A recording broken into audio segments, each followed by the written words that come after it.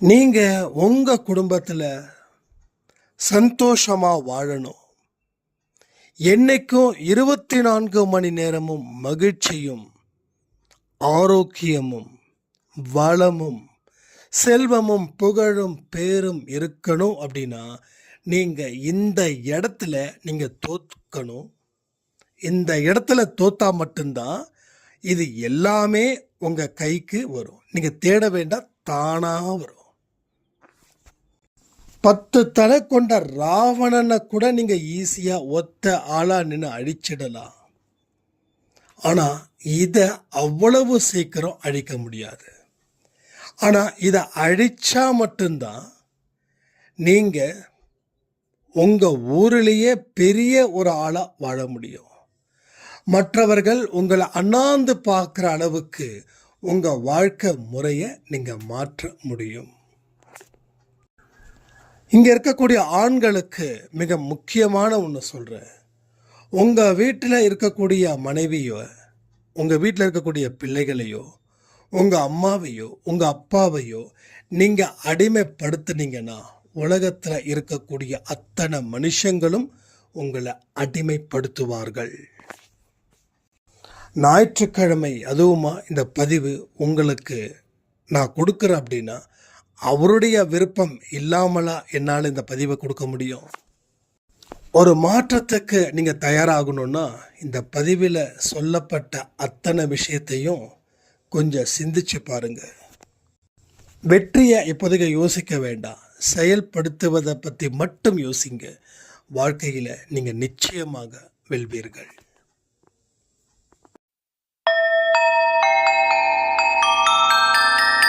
ஓம் சாயிரா சாயிரா, ஓம் சாயிரா சாயிரா, ஓம் சாயிரா சாயிரா, அன்பே சாயிரா, பேரன்பே சாயிரா, அகிலம் தளிக்க ஆத்மா விழிக்க அனுதினம் சாயிரா, எங்கள் அன்பே சாயிரா.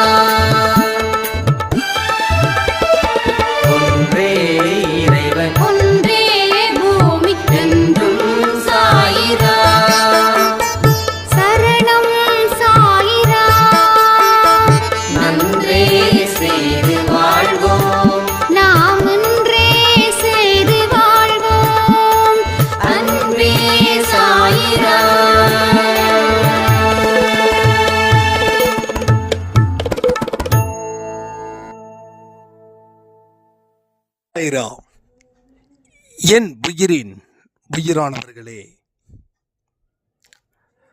இன்னைக்கு சண்டே. கண்டிப்பா உங்க வாழ்க்கையில ஒரு சந்தோஷத்தை கொடுக்கணும்னு நான் விரும்புகிறேன். ஏன்னா ஒவ்வொரு மனுஷனுக்கும் குடும்பம் முதல் கண்ணா இருக்கணும். ஆனா சண்டே டேவா மாறிடாம நீங்க பார்த்துக்கோங்க. அன்பேசாய் குடும்பத்தில் இருக்கிறவங்க ஒவ்வொருத்தவங்களும் எல்லோர் மீதும் அன்பு வைக்கணும் அப்படின்னு நாம் சொல்லியிருக்கோம். ஆனால் ஒரு சாய்ராம் சொன்னாங்க, எல்லார் மேலேயும் நான் அன்பாக இருக்கேன், ஆனால் என்னுடைய குடும்பத்தில் இருக்கக்கூடிய உறுப்பினர்கள்கிட்ட நான் கடும் கோபத்தில் இருக்கேன். இது சரியானு கேட்டாங்க. ஆனால் அவங்க சொன்னது தப்பு தான். ஆனாலும் எல்லோருடைய வாழ்க்கையிலையும் அதுதான் நடக்குது. கணவனை பார்த்தா வெறுப்பு, மனைவியை பார்த்தா வெறுப்பு, இவங்க மேலே அன்பு வைக்க முடியல. ஆனால் எதிர் வீட்டுக்காரவங்க கிட்ட, பக்கத்து வீட்டுக்காரவங்க கிட்ட, புதுசாக நம்மளை கிட்ட பேசுகிறவங்க கிட்ட, கடைக்காரங்க கிட்ட நாம் அளவில்லா அன்பு வச்சுருக்கோம். நம்ம கூடவே இருக்கிறதால ஒரு சலிப்பு வந்துருச்சு, அவ்வளோதான், வேற ஒன்றும் இல்லை. பட் இந்த உறவை விட்டுட்டு இருக்கவும் முடியாது, ரைட்டா? ஒரு உறவு நமக்கு எது கஷ்டம் கொடுக்குதோ அந்த உறவை விட்டுட்டு நம்மளை வாழவும் முடியாது. ஆனால் 2வது பாயிண்ட்டை நீங்கள் பாயிண்ட்டாக எடுத்துட்டிங்கன்னா உங்கள் வாழ்க்கை சொர்க்கமாக இருக்கும். ராவணனை கூட அழிச்சிடலாம். ஆனால் நம்ம ஏற்கனவே சில பதிவுகளை ஆழ் மனசில் வச்சுருக்கோமே, அது அவ்வளவு சீக்கிரம் அழிக்கவே முடியாது. 10 தலை அந்த ராவணனுக்கு, அவனை கூட ஈஸியாக அழிச்சிடலாம். ஒத்த ஆள் போதும், நீங்கள் அவனை அழிச்சிடலாம். ஆனால் ஆழ்மனசில் வச்சிருக்கக்கூடிய ஒவ்வொருத்தவங்களுக்கும் ஒவ்வொரு மாதிரியான பதிவுகளை நம்ம வச்சுருக்கோம். கணவனுக்கு இந்த மாதிரி ஒரு பதிவு, மனைவிக்கு இந்த மாதிரி ஒரு பதிவு, மாமனாருக்கு ஒரு மாதிரி, மாமியாருக்கு ஒரு மாதிரி, அம்மாவுக்கு ஒரு மாதிரி, அப்பாவுக்கு ஒரு மாதிரி, அண்ணனுக்கு ஒரு மாதிரி, லைஃப் பார்ட்னருடைய அண்ணனுக்கு ஒரு மாதிரி, இது மாதிரி வித்தியாசமான பதிவுகள். ஆனால் எல்லாருக்கும் ஒன்று புரியல, என்ன தெரியுமா? எல்லாருமே மனுஷங்க தான். எல்லாருமே மனுஷங்க தான். நீங்கள் கூட பிறந்த அண்ணன் மேலே அவ்வளவு உயிராக இருக்கீங்க, ஆனால் உங்கள் லைஃப் பார்ட்னரோட அண்ணன் மேலே அவ்வளோ வெறுப்பாக இருக்கீங்க. சரி, உங்கள் கூட பிறந்தங்க அண்ணங்க மேலே நீங்கள் அன்பாக இருக்கீங்க இல்லையா? அதே போல் அவரும் இன்னொருத்தவங்க வீட்டில் வாழ்ந்துட்டுருக்காரு இல்லையா? அவங்களுடைய இடத்துல அவரை வெறுப்பாங்க. ஸோ மனுஷங்களுடைய பேசிக் கேரக்டர்ஸு நம்ம என்ன பண்ணுறோம், இவங்க நல்லவங்க இவங்க கெட்டவங்கன்னு முடிவு பண்ணுறோம். உங்களுக்கு நல்லவங்களாக இருக்கிறவங்க இன்னொருத்தவங்களுக்கு கெட்டவங்களாக இருக்காங்க, உங்களுக்கு கெட்டவங்களாக இருக்கிறவங்க இன்னொருத்தவங்களுக்கு நல்லவங்களாக இருக்காங்க. இந்த உண்மை புரியாத வரைக்கும் நம்ம மயக்க நிலையில் இருப்போம். தெளிவற்ற நிலையில் எத்தனை நாள் வாழ முடியும்? அதாவது வாழ முடியுன்றதை நான் எப்படிப்பட்ட வாழ்க்கையை சொல்கிறேன் தெரியுமா? நம்ம விருப்பப்படி எப்படி வேணாலும் வாழ்ந்துடலாம். ஆடு வாடலையா, மாடு வாடலையா, நாய் வாடலையா, அதுங்கெல்லாம் வாழுதுங்க. அது மாதிரி நம்ம வாழ்ந்துடணும். வாழ்ந்தால் நமக்கு சந்தோஷமா? கடவுளுக்கு சந்தோஷமா? நம்மளை பெற்றவங்களுக்கு சந்தோஷமா? நம்மளுடைய வெல்விஷருக்கு சந்தோஷம் கிடைச்சிருமா? இல்லை. நீ அடுத்த கட்டத்துக்கு வாழணுன்றதுக்கு தான் கடவுள் 5லேருந்து 6 கொடுத்தாரு. இல்லாட்டி ஏன் அவர் 5 கொடுத்துருக்க மாட்டாரா? ஸோ இது எல்லாத்தையும் நாம் யோசித்து பார்க்கணும். ஸோ மனுஷங்க மேலே போடக்கூடிய வெறுப்பு அது உங்களையே போட்டு தாக்கிடும். மனுஷங்க மேலே காட்டுற அன்பு அது உங்களை வாழ வைக்கும். அதனால தான் இந்த சண்டேல கூட மறு ஒளிபரப்புக்கு இடம் தராமல் இன்னைக்கு நாம் இந்த ஆடியோவை கொடுக்கணும் அப்படின்னு நம்ம பேசுகிறோம். So family family family family ரொம்ப ரொம்ப முக்கியங்க. எந்த ஒரு மனுஷன் ஃபேமிலியில் அட்டாச்சாக இருக்கானோ அவன் உலகத்தை வெல்ல முடியும். எந்த ஒரு மனுஷன் ஃபேமிலிக்காக தோக்குறானோ அவன் வெளியில் ஈஸியாக வெல்ல முடியும். இது எனக்கு ரொம்ப பிடிச்ச டைலாக். அதுக்கப்புறம் இந்த டைலாகை சிவகார்த்திகேயன் எங்கள் வீட்டு பிள்ளையில் வச்சாங்க. நான் ஆரம்பத்திலேயே நான் சொல்லுவேன், அதாவது ஆன்மீக வாழ்க்கைக்கு வர்றதுக்கு முன்னாடியே நான் அடிக்கடி சொல்லுவேன், வீட்டில் தோக்கிறது ரொம்ப பிடிக்கும் அப்படின்னு. வீட்டில் தோக்கிறது ரொம்ப பிடிக்கும், வீட்டில் அம்மா கிட்ட திட்டு வாங்கிறது ரொம்ப பிடிக்கும், வீட்டில் அப்பா கிட்ட திட்டு வாங்கிறது ரொம்ப பிடிக்கும், கூட பிறந்தவங்க கிட்ட திட்டு வாங்கிறது ரொம்ப பிடிக்கும். நான் ரொம்ப ரொம்ப ரொம்ப குறும்புக்கார பையன், ரொம்ப குறும்பு. டியூஷன் மாஸ்டர் வந்து வீட்டில் வந்து எடுப்பார். கிட்டத்தட்ட நம்ம வீட்டு பக்கத்தில் இருக்கிறவங்களாம் சேர்த்து மொத்தம் 20 பேர். அவர் என்ன டார்கெட் பண்ணுவார் வந்த உடனே? ஏன்னா நான் தான் கொஞ்சம் படிக்காத ஸ்டூடெண்ட்டு, கொஞ்சம் ஏதாவது ரொம்ப குறும்பு ஜாஸ்தி. அப்போ அவருடைய கவனத்தை மாற்றணுன்றதுக்காக அவர் உட்கார்ற சேரில் ஏகப்பட்ட குப்பைகள் தூசிகளை வந்து போட்டு வச்சிடும். அந்த சேரில் வந்து அவ்வளோ சீக்கிரம் கண்டுபிடிக்க முடியாது, ஏன்னா ஒரு மாதிரி எல்லோயிஸாக இருக்கும். அதனால் மண்ணு மாதிரி கலந்து போட்டால் அவர் ஒயிட் அண்ட் ஒயிட்டு ஸ்கூலில் இருந்து முடிச்சுட்டு டியூஷனுக்கு வருவார். அப்போ உக்காந்துட்டாருன்னா அவரை வந்து எப்படியாவது வந்து பழி வாங்கணும்னு நினச்சேன். ஆனால் கூட இருக்கிற பையன் சிரிச்சிட்டான். சிரித்தவனை ஏன்டா சிரிக்கிறேன்னாரு. இது மாதிரி சந்தோஷ் அண்ணா வந்து அவங்க பெஞ்சை நீங்கள் உட்கார்ற சேரில் வந்து ஏதோ மண்ணு போட்டு வச்சுருக்காரு. உடனே அடி பிரித்து மேய்ஞ்சிட்டாரு. மறுபடியும் அதை தப்பை செய்கிறேன். என்னென்னா அது ரொம்ப பிடிச்சிருக்குது. பட் என்ன ரீசன் அப்படின்னா, தோக்குறது ரொம்ப பிடிக்குது. அதுக்காக இது குறும்பும் இருக்குது, அது இல்லாமல் இல்லை. அதை தாண்டிய தோக்குறது ரொம்ப பிடிக்குது. அதனால வெளியில் நம்ம ஜெயிக்கிறோம். ஆனால் நிறைய பேர் வெளியில் அடிமையாக இருப்பாங்க, ஆனால் வீட்டுக்குள்ளே தன்னுடைய அதிகாரத்தை முழுமையாக பயன்படுத்துவாங்க. புரியுதா உங்களுக்கு? யார் ஒருத்தர் அதிகாரத்தை முழுமையாக பயன்படுத்தி அவங்கள வாட்டி வதைக்கிறாங்களோ அவன் இன்னொருத்தவனுக்கு அடிமையாக இருப்பான். அங்கே பேச முடியாமல் ஒரு எண்ணத்தில் இருக்கிறதால அவன் வீட்டில் வந்து பேசுவான். இது நிறைய இடத்துல நடந்திருக்குது. அதனால தான் சொல்கிறேன், தயவு செய்து உங்கள் வீட்டில் இருக்கிறவங்களை யாரையும் அடிமையாக நினைக்காதீங்க. நீங்கள் அடிமையாக நினைக்கலைன்னா உங்களை யாரும் அடிமைப்படுத்த மாட்டாங்க. இது புரிஞ்சுக்கோங்க. நிறைய பேர் மேக்சிமம் ஆண்கள் தான் இந்த தப்பு செய்கிறது. பொண்டாட்டி அடிமைப்படுத்துறது, பிள்ளைங்களை அடிமைப்படுத்துறது, அப்பா அம்மாவை அடிமைப்படுத்துறது, நான் தான் சம்பாதிக்கிறேன்ற திமிரு, இதெல்லாம். அப்போ இவர் என்ன பண்ணுறாரு, வெளியில் நிறைய அடிமையாக இருப்பார், நிறைய பேருக்கு அடிமையாக இருப்பார். நான் சொல்கிறது எல்லாரையும் சொல்லலைங்க, முக்காவாசி பேரை சொல்கிறேன். ஏன்னா அது ஆண்களும் இந்த பதிவை கேட்குறீங்க. அதனால் உங்களுக்கு இருக்கக்கூடிய கஷ்டம், உங்களுக்கு இருக்கக்கூடிய அவமானம், இது எல்லாமே தெரியுது கடவுளுக்கு. ஆனால் அது எவ்வளவு வலியை உங்களுக்கு கொடுக்குதுன்னு தெரிஞ்சும் நீங்கள் அந்த வலியை உங்கள் மனைவிக்கோ உங்கள் குழந்தைக்கோ கொடுக்கறது தப்பு தானே? அப்போ உங்களுக்கு எது தப்புன்னு தோணுதோ அதே தானே கடவுளுக்கும் தப்புன்னு தோணுது. உங்களுக்கு எது சரின்னு தோணுதோ அதுதானே கடவுளுக்கு சரின்னு தோணுது. இதில் என்ன வேறுபாடு? ஸோ நீங்கள் இதை எல்லாத்தையும் விட்டு பாருங்களேன், குடும்பத்தை நேசிக்க ஆரம்பித்து பாருங்களேன். கண்டிப்பாக சொல்கிறேங்க, அடுத்த 1 வருஷத்தில் நிச்சயமாக உங்களுக்கு நல்ல சேலரி, நல்ல ப்ரொமோஷன், நல்ல வேலை கிடைக்கும். எத்தனையோ பேர் சொந்தமாக தொழில் தொடங்கணும்னு நினைக்கிறீங்களே, ஒன்றே ஒன்று தான், குடும்பத்தை மட்டும் முழு மனதோட நேசித்து பாருங்க. மனைவியை மரியாதை கொடுங்க, பாசம் வைங்க, சாப்பிட்டியான்னு ஒரு வார்த்தை கேளுங்க. சாப்பாடு நல்லா இல்லைன்னா மட்டும் இந்த வாய் குறை சொல்லுது. நல்லா இருக்கிற சாப்பாடை என்னைக்காவது பாராட்டி இருக்கீங்களா? பாராட்டுங்க. இதெல்லாம் நீங்கள் செய்கிறீங்களான்னு என்ன கேட்கலாம். நான் செய்கிறதால தான் இங்கே சொல்லிக்கிட்டு இருக்கேன். நான் நல்லா இருக்குதுன்றதையும் நான் சொல்லுவேன், நல்லா இல்லை அப்படின்றதையும் நான் சொல்லுவேன். ஏன்னா நல்லா இல்லைன்னு சொல்லி ஒரு போலியான கமிட்மெண்ட்டை கொடுத்துட்டோம் அப்படின்னா அது தப்பாயிடும். அப்போ நல்லா இருக்குது அப்படின்றதுக்கும் நான் பாராட்டுவேன், நல்லா இல்லை சரி பண்ணிக்கோ அப்படின்னு சொல்லும்போது அவங்க சரி பண்ணிப்பாங்க. ஸோ குறைகளை அவங்கள காயப்படுத்துறதுக்காக சொல்லலை, அவங்கள திருத்திக்க சொல்லணும், அவ்வளோதான். அப்போ சொல்ல வேண்டிய முறைகளில் சொல்லணும், அப்போ தான் அவங்க திருத்திப்பாங்க. அப்போ உங்கள் வாழ்க்கையில் ஃபேமிலியை நீங்கள் தள்ளி வச்சுட்டு வாழ்க்கையில் ஜெயிக்க முடியும் அப்படின்னு நினச்சிங்கன்னா கண்டிப்பாக உங்களால் இந்த உலகத்தை ஜெயிக்க முடியாது. Family family family. ஆனால் ஃபேமிலியில் மட்டும் பாசமாக இருந்து வெளியில் பாசம் காட்டாமல் சில பேர் இருப்பாங்க, அதுவும் தப்பு. எல்லார் இடத்துலையும் அன்பாக இருங்கள். இன்றைக்கி இருக்கக்கூடிய சொந்தம், இப்போ உங்களுக்கு மனைவியாக இருக்காங்க, நீங்கள் உங்களுக்கு கணவராக இருக்கீங்கன்னா அடுத்த ஜென்மத்தில் யார் எங்கே பிறப்போன்னு தெரியாது, சரியா?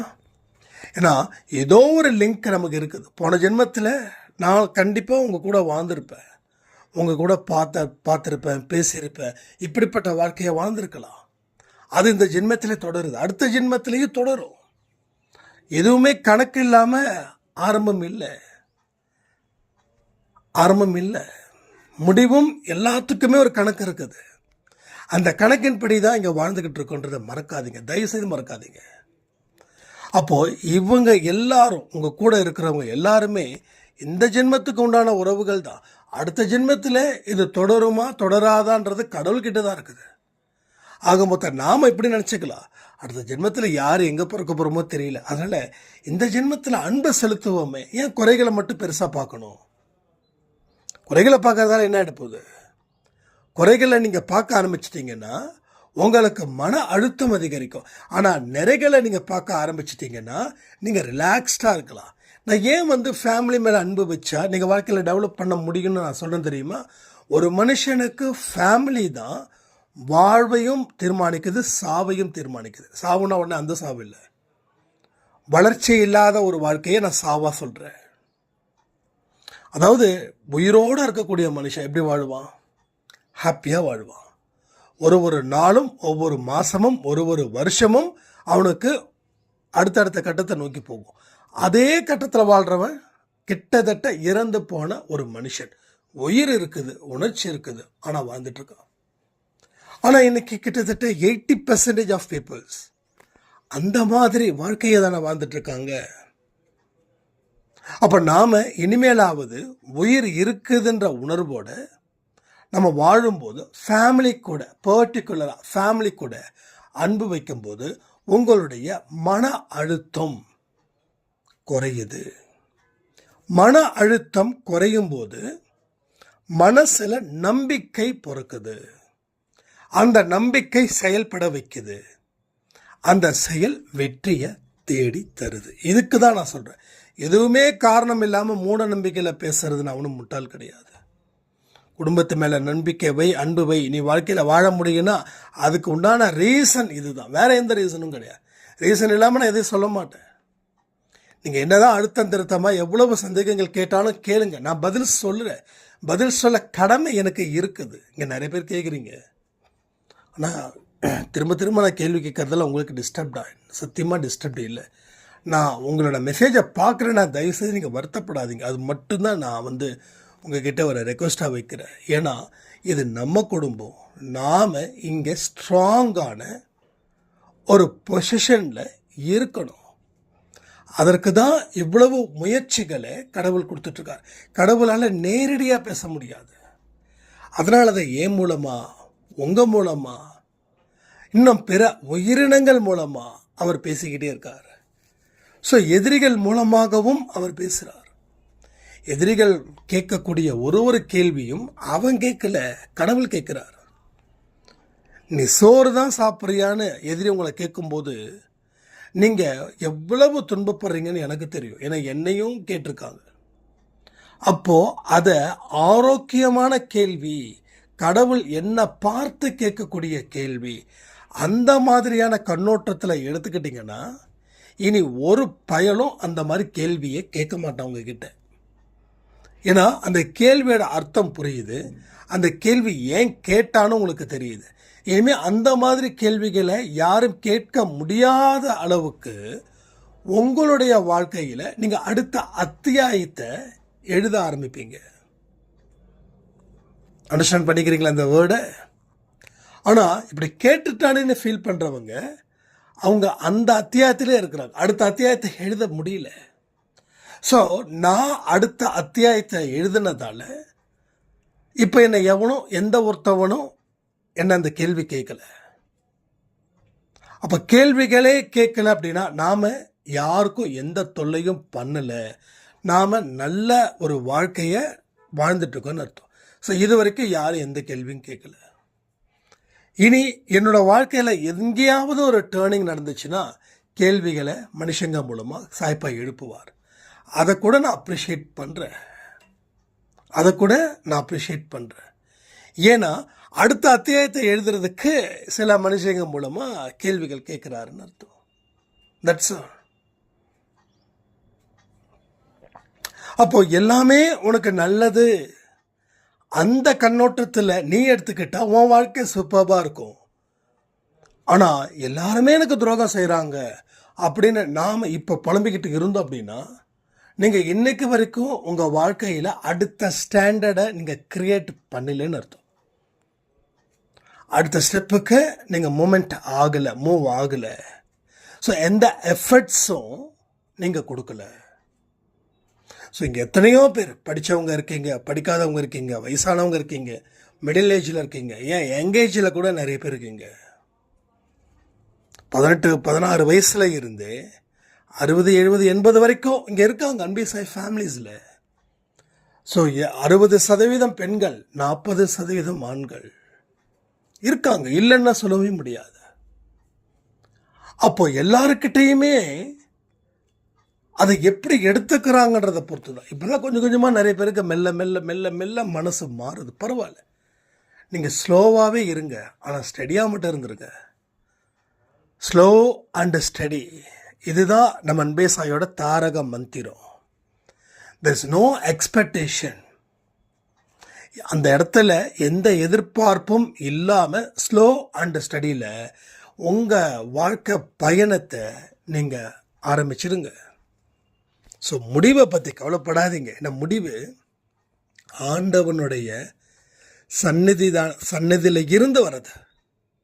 நாம் எங்கே இருக்கோம்? வீட்டில் இருக்கோம்.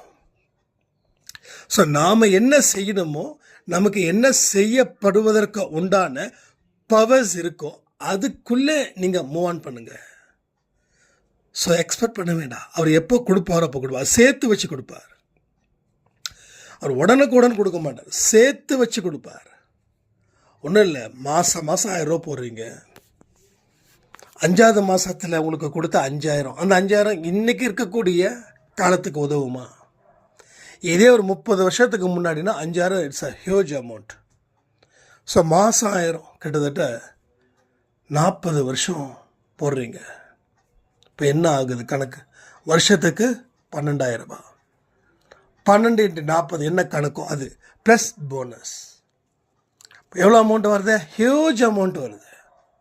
ஸோ அதுபோல் சேர்த்து வச்சு தான் அவர் கொடுப்பாரு. சாயப்பா பொறுத்த வரைக்கும் அதுதான். இங்கே கொடுக்கலன்னு சொல்லி நீங்கள் நகர்ந்துடுறீங்க.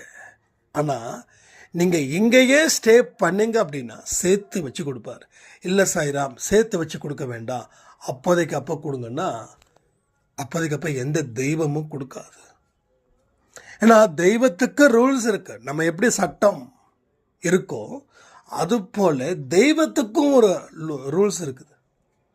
அந்த வழியில் தான் அந்த தெய்வம் செய்வாங்க. எல்லா தெய்வமும் காத்தவராயனை இருந்து, சாயப்பாவில் இருந்து, சுவாமி ராகவேந்திராவில் இருந்து, சிவன் பெருமாள் இவங்க இருந்து, ஜீசஸ் இருந்து, அல்லாஹ் இருந்து, புத்தா, எல்லாருமே இப்படி தான். ஸோ இப்போ நாம் சேர்த்து வைக்கிறது போல் அதனுடைய மெச்சூரிட்டி ஏஜ் சில பேர் நம்ம இங்கே ப்ராக்டிக்கலாக சொல்லிடுவாங்க 10 வருஷத்தில் இவ்வளோ வருதுன்னா. ஆனால் இது எப்போன்னு தெரியாது. ஆனால் கிடைக்கும், கிடைக்காம போகாது. நீங்கள் சேர்த்து வைத்த அத்தனை புண்ணியங்களும் உங்கள் வாழ்க்கைக்கு வட்டியும் முதலுமாக வரும். வட்டியும் முதலுமாக வரும். அதனால தான் நம்மளால் யாரும் காத்திருக்க முடியல. டக்கு டக்கு டக்கு டக்குன்னு ஷிஃப்ட் ஆகுறோம். ஒரு வழி வந்திருக்குதுன்னா என்ன வழி, ஏது வழி? ஒன்றும் இல்லை, நேற்று ஆஸ் யூஷுவலாக நார்மலாக தான் நான் இருந்தேன். ஒர்க் அவுட் பண்ணேன், ஆஃபீஸ்க்கு போனேன். ஆஃபீஸ்க்கு போனதுலேருந்து காலில் பாதத்தில் செம வலி. நைட்டு ஃபுல்லாக அந்த வலி என்னை ரொம்ப டிஸ்டர்ப் பண்ணுச்சு. எனக்கு நான் சொல்லியிருக்கேன் வலி எனக்கு ரொம்ப பிடிக்கும் அப்படின்னு. ஸோ இப்போயும் அதே வலியோடு நடந்துக்கிட்டு தான் நான் ஆடியோ கொடுத்துட்ருக்கேன். நிச்சயமாக வலி இருக்குது. ஆயின்மெண்ட்லாம் போட்டாங்க, ஆயின்மெண்ட் போட்டும் ஓரளவுக்கு வலி இருந்துட்டு தான் இருக்கு. காலையில் வெந்நீர் ஒத்தடமும் உப்பு போட்டு மஞ்சள் போட்டு காயத்ரி கொடுத்தாங்க. ஸோ எஸ் இருக்கட்டும், வலி உயிர் இருந்தால் வலி இருக்கும். அதுக்காக என்ன பண்ண முடியும்? எதுக்கு சொல்கிறேன்னா, உன்னை ஏதாவது ஒரு இடத்துல கடவுள் ஒன்று பனிஷ் பண்ணுறாருன்னு அர்த்தம். அப்போ என்னமோ ஒரு விஷயம் கர்மா இருக்குது, ஏதோ ஒரு வலி வரணுன்னு இருக்குது. அந்த வலி இப்படி வந்துருச்சு, அவ்வளோதான். இல்லைன்னா வேறு ஏதோ ஒரு வலியை ஜாஸ்தி கொடுத்துருக்கோம். ஒரு பெயரளவுக்கு ஒரு வலி ஒரு நாள் இருக்கட்டுமே அப்படின்னு. ஸோ எனக்கு எதுக்கு சொல்கிறேன்னா, நடந்தவைய அத்தனையும் சாதகமாக ஏற்றுக்கோ. எனக்கு ஏன் திடீர்னு வலி வந்துச்சு? நான் என்ன பாவம் பண்ணேன்? என்ன புண்ணியம்? நான் நிறைய புண்ணியம் தானே பண்ணியிருக்கேன். நீ புண்ணியம் செஞ்சாவே நீ பலனை எதிர்பார்க்குற.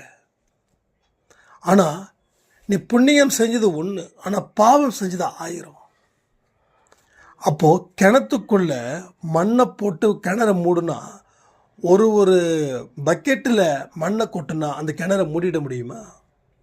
அது போல தான் இங்கே. என்றைக்குமே உதாரணத்தை சொல்லக்கூடிய விஷயத்தை நல்லா மைண்டில் வச்சுக்கோங்க. ஒரு 60 அடி கிணறு இருக்குது, அந்த கிணற மூடணும் முடிவு பண்ணிட்டாங்க. சரி, குடும்பத்தில் மொத்தம் 4 பேர், ஒவ்வொருத்தவங்களும் ஒவ்வொரு பக்கெட்டில் மண்ணை எடுத்து அந்த கிணற மூடிடலாம் அப்படின்னு சொன்னால் மூட முடியுமா? கேள்விக்கு பதில் சொல்லுங்கள். மூட முடியுமா? மண்ணு போகும், ஆனால் மூட முடியுமா? அப்போது அதற்கு உண்டான மிஷினரி இருந்தால் தான் அந்த கிணறை நாம் நினைக்கிறது போல் மூட முடியும். இல்லைன்னா கடைசி வரைக்கும் நீங்கள் அந்த வேலை பார்த்துக்கிட்டே இருக்கணும், மற்ற வேலைகளை பார்க்க முடியாது. ஸோ நம்ம பாவம் செய்தது அவ்வளவு, புண்ணியம் செய்ததும் விரல் விட்டு எண்ணக்கூடியது. அப்போ இதுவும் அதுவும் டேலி ஆகிறதுக்கு பல வருஷங்கள் ஆகும். அப்போது அது எல்லாமே நடந்ததுக்கப்புறம்தான் அப்படின்லாம் இல்லை. உங்களோட புண்ணியத்துக்கு உண்டான கணக்கு ஸ்டார்ட் ஆகிடுச்சுன்னா கொஞ்சம் பிரச்சனைகள் தீரும், குறையும். ஸோ எதுவுமே முடிஞ்சாதான் அப்படின்றதுலாம் இல்லை, கொஞ்சம் கொஞ்சமாக தான் நம்ம லைஃப்பை வந்து லீட் பண்ணுறோம். ஸோ அந்த பேஸில் தான் நம்ம என்றைக்கும் எப்பயுமே திங்க் பண்ணணும். ஸோ அந்த கட்டத்தை தான் நம்ம நோக்கி போயிட்டுருக்கோம், வேறு எந்த ஒரு விஷயமும் இல்லை. அப்போது உங்களுக்குன்னு இடப்பட்ட வேலைகள் என்னவோ அதை ஆரம்பிச்சிடுங்க, அதை செயல்படுத்துங்க. கடவுள்கிட்டேருந்து இருக்கக்கூடிய அவருடைய வேலையில் நீங்கள் தலையிடக்கூடாது. எனக்கு எப்போ கொடுப்ப ஒன்றும் இல்லை. ஒரு ஃபைனான்ஸ்காரங்கிட்ட நீங்கள் போகிறீங்க, உங்களுக்கு தேவை ஒரு 20,000 ரூபாய் தேவை, ரொம்ப அர்ஜென்ட்டு. அப்போ நீங்கள் ஃபைனான்ஸ்கார்ட்ட சொல்லியிருக்கீங்க, எனக்குப்பா இது மாதிரி ஒரு 20,000 ரூபா வேணும் அப்படின்னு. அவன் சொல்கிறான், சரிங்க இப்போ கையில் காசு இல்லை, ஒரு வாரம் கழித்து நீங்கள் கால் பண்ணுங்க அப்படின்றான். நீங்கள் என்ன பண்ணீங்க, ஒரு வாரம் கழித்து கால் பண்ணுறீங்க, ஃபோனு எடுக்கலை. மறுபடியும் என்ன பண்ணுறீங்க, அன்றைக்கி ஈவினிங் கால் பண்ணி ஃபோன் எடுக்கலை. இப்போ நேரடியாக போகிறீங்க, ஒரு மாதிரி உங்கள் பிரச்சனையை சொல்கிறீங்க, ரொம்ப அர்ஜென்ட்டுங்கன்னு, அப்பயும் அவன் கொடுக்கல. இப்போது நீங்கள் அப்படியே விட்டால் கூட பிரச்சனை அவன் கொடுத்துருவான். நீங்கள் அடிக்கடி போக போக போக அவனுக்கு என்ன தோணுதுன்னா, உங்கள் மேலே அவநம்பிக்கை வந்துடுது. என்னது இன்னும் கொடுத்து வச்ச மாதிரி கேட்குறாங்க, ஒருவேளை இவன் கொடுக்காம போயிட்டானா என்ன பண்ணுறது அப்படின்னு. அதாவது நாய் கதை தான். நாயை பார்த்தா மனுஷனுக்கு பயம், மனுஷனை பார்த்து நாய்க்கு பயம். அதே போல் தான் இங்கே ஃபினான்ஸ்காரங்களுக்கும் நாம் அவங்கள பார்த்து பயப்படுறோம், அவங்கள நம்மளை பார்த்து பயப்படுறாங்க. ஐயோ பணம் கொடுக்கலன்னா வீட்டில் வந்து கத்துவானேன்னு நமக்கு ஒரு பயம். அவனுக்கு என்ன பயம் தெரியுமா, நம்ம கொடுத்துட்டோம், திடீர்னு தொண்டைக்கானோ துணியக்கானோன்னு வீட்டை காலி பண்ணிட்டு விட்டாங்கன்னா எங்கே போய் தேடுறதுன்னு. ஸோ எல்லாத்துக்கும் ஒரு பயத்தின் அடிப்படையில் தான் வாழ்ந்துட்டுருக்காங்க. யாருமே தைரியமாக வாழலை, இது உண்மை. வெளியில் வேணால் காட்டிப்பாங்க, நல்லா யார் தெரியுமா, கொடுக்கலன்னா என்ன ஆகும் தெரியுமா. அது பயத்தின் அடிப்படையில் செய்யக்கூடிய விஷயங்கள். உங்களை பயம் காட்டுறாங்க, அப்போ அவங்க பயப்படுறதால உங்களை பயம் காட்டுறாங்க. மனுஷனுடைய மைண்டை நல்லா படிச்சிட்டிங்கன்னா நீங்கள் ரொம்ப ரொம்ப இந்த சாணக்கிய தந்திரம் சொல்லலாம், அந்த தந்திரத்தை செயல்படலாம். ஸோ எல்லாமே இருக்குது, இங்கே எல்லாமே இருக்குது. ஆனால் நம்ம பொறுத்தவரைக்கும் யாரையும் ஏமாற்றக்கூடாது, எல்லாரையும் நாம் நல்ல மனுஷங்களாக நாம் இருக்கணும், நாம் பார்த்துக்கணும். அந்த கண்ணோட்டத்தில் போனால் தான் கடவுள் நாளைக்கு உதவி செய்வார். நீங்கள் குறுக்கு வழியில் உங்கள் புத்தியை தேடி நீங்கள் ஒருத்தனை ஏமாற்றணும்னு நினச்சிங்கன்னா உங்களுக்கு அப்பம் ஒருத்தன் வருவான், அவன் இதை விட கில்லாடியாக இருப்பான். அதனால் மனுஷனுடைய மைண்டை நீங்கள் புரிஞ்சுக்கிட்டு அதற்கு தகுந்த மாதிரி காய் நகர்த்துனீங்கன்னா சாமர்த்தியமான வெற்றியை நீங்கள் பெற முடியும். இல்லைன்னா எவ்வளவு தான் நீங்கள் புத்திசாலியாக இருந்தாலும் மனுஷனுடைய லைஃப் ஸ்டைலை நீங்கள் படிக்கலைன்னா உங்களால் வேறு எதையுமே செய்ய முடியாத ஒரு நிலை வரும். இதை நீங்கள் புரிந்து கொண்டு வாழ்க்கையை வாழ்ந்து பார்த்தீங்கன்னா உங்கள் வாழ்க்கையில் வெற்றி நிச்சயம். சாயின் சத்தியன்னு சொல்லி இந்த பதிவை நான் முடிக்கிறேன். ஜெய் சாய்ராம்.